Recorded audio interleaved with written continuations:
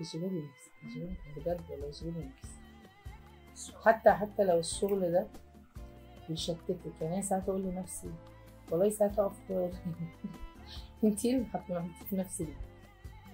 يعني ايه اللي خلاكي تشيلي نفسك ده وده وده وده وده, وده. إيه، بيبقى تقل، بس في نفس الوقت لو التقل ده مش موجود هتتعبي اكتر. الانشغال نعمة بطريقة كبيرة كبيرة.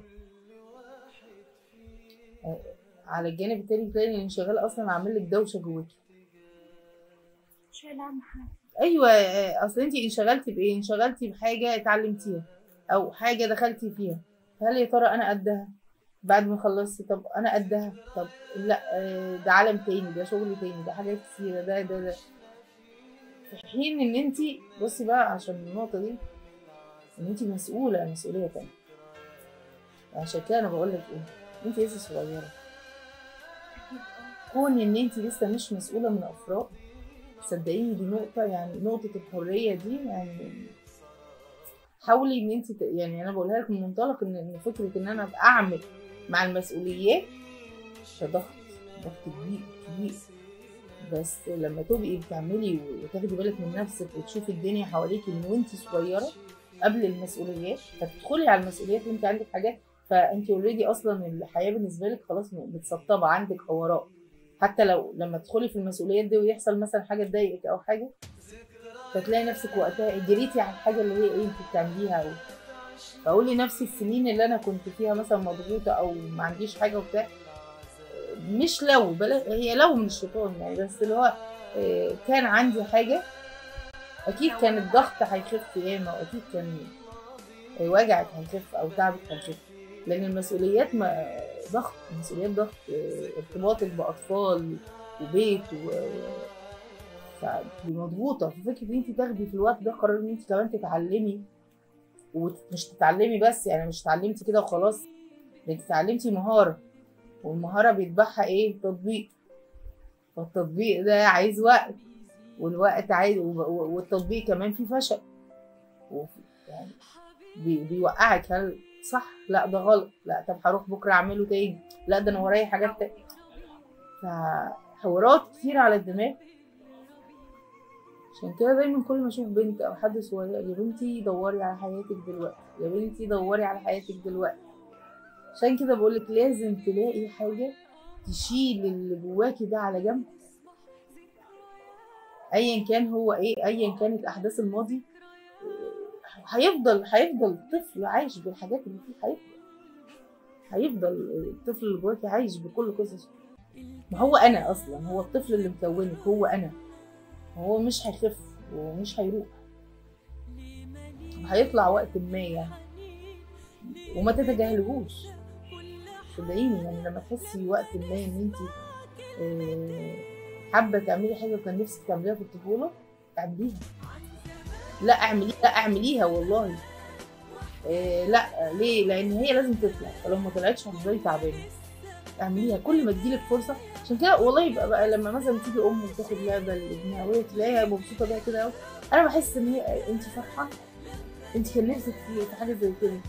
ما يزعلش على فكره، هي الناس بتبص لها من ناحيه ايه؟ انت كبيره، انت ما ينفعش، انت اعملي اللي نفسك فيه. ليه ما تعمليش اللي نفسك؟ الناس مش هينفعوكي طول الوقت، الناس بتتكلم اصلا، يعني من امتى الناس ما بتتكلمش؟ بس انت لو عديتي الناس اللي في حياتك اللي قعدوا يعملوا حاجات تضايقك،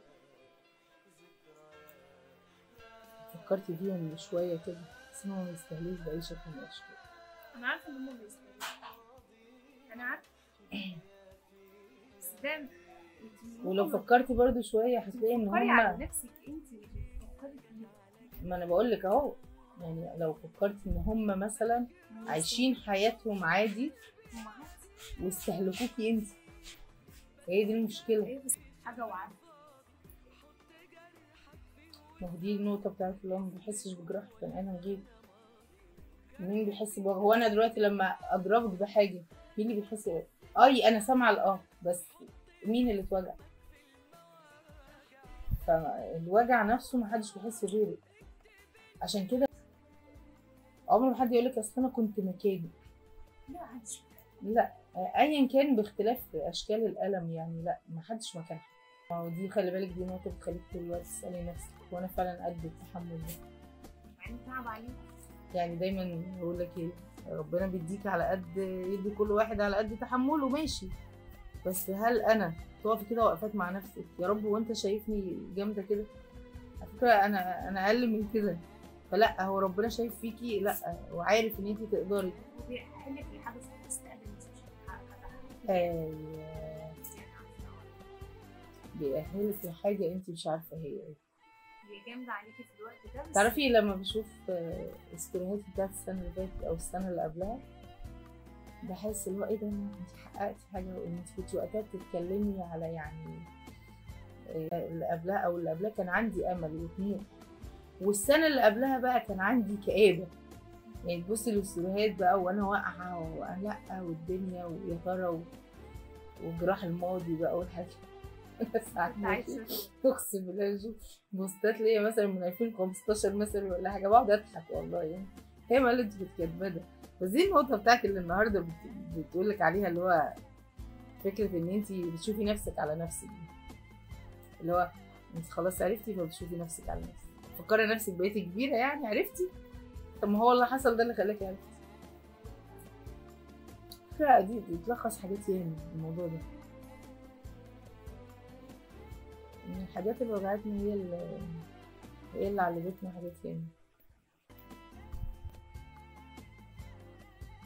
لا انت نفسك مش رديتي على نفسك وانت بتتكلمي قلتي انا اتغيرت وبقيت ردود افعالي متغيره وحسيت نفسي كبرت عن اواني. ده اول قرار. ايه اللي ادى للقرار؟ وجع اللي حصل، أزل. الوجع والاذى، فهو ايه كان لازم يحصل.